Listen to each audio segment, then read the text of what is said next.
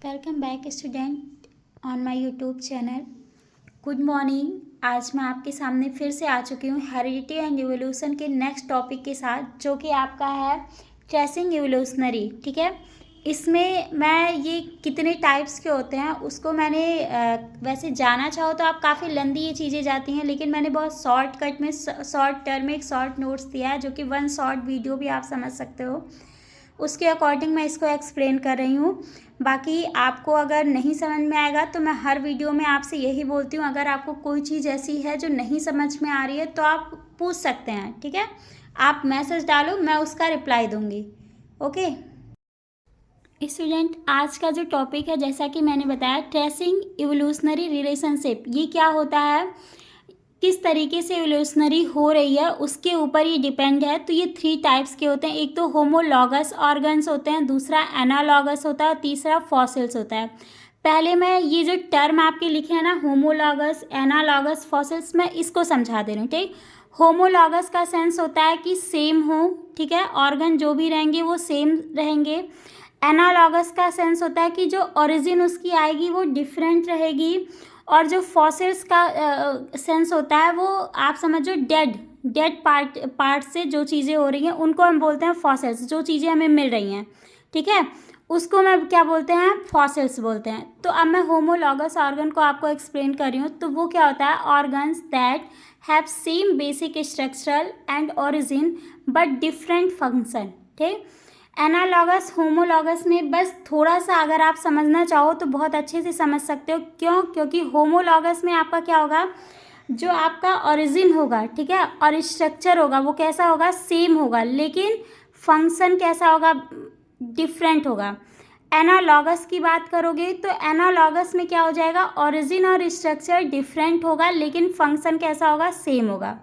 ठीक, ये 2 चीज़ें आपकी इसमें है, होमोलॉगस और एनालॉगस में। जो समझ जाइए तो आपका तुरंत डिफिनीशन तैयार हो जाएगा। होमो का सेंस होता है इक्वल, एना का सेंस होता है डिफरेंट।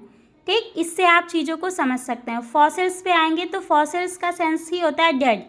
तो the remain and release of dead organism of the past, मतलब जो पुराने मृत चीज़ें होती हैं ना, डेड चीज़ें होती हैं, उनसे जो ऑर्गेनिज्म प्राप्त होता है उसे हम क्या बोलते हैं, फॉसिल्स बोलते हैं।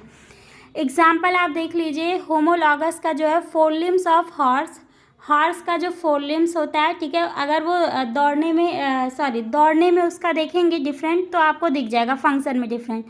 विंग्स ऑफ बैट की जो पंखें होती हैं।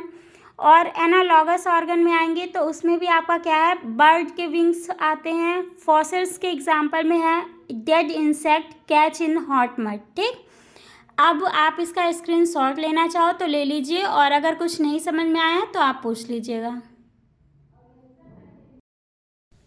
नेक्स्ट टॉपिक आपका है इसमें मॉलिक्यूलर फाइलोजेनी। ठीक, तो मॉलिक्यूलर फाइलोजेनी क्या होता है, it is based on the idea that changes in DNA. ठीक, ये क्या किस आइडिया पे होता है, डीएनए चेंजेस के ऊपर ही डिपेंड करता है। During reproduction are the basic event. Next topic student है ह्यूमन इवोल्यूशन, जिसका सेंस होता है मानव विकास। ठीक है, मानव विकास जो है वो भी स्टेप बाय स्टेप हुआ है। तो उसकी क्या है, tools to study human evolutionary relationship. ठीक, तो ह्यूमन के इवोल्यूशन का जो रिलेशनशिप है वो 4 स्टेज पे हमने यहाँ पे डिफाइन किया है। पहला क्या है, एक्सकैवेटिंग, उत्खनन जिसे बोलते हैं। फिर है time dating, fossils, determining DNA sequence. ठीक, इन 4 बेसिस पे क्या हुआ है, ह्यूमन का यहाँ पे इवोल्यूशन हुआ है। ठीक, इसके बेसिस पे हम क्या बोल सकते हैं कि जो आपकी पूरी वर्ल्ड है उसमें भले ही विभिन्न प्रकार के ह्यूमंस पाए जाते हैं, लेकिन उनकी जो स्पीसीज है, उनकी जाति क्या है, आपकी सिंगल, सिर्फ एक है।